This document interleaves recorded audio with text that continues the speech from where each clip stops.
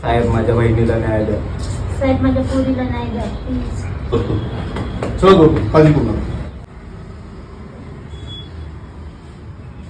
Inspector Pawar body पोस्टमॉर्टमला पाठवा. काटे hello, लक्ष द्या. ॲम्ब्युलन्स. Okay sir. ॲम्ब्युलन्स लवकर या पाटलांच्या वाड्यावर.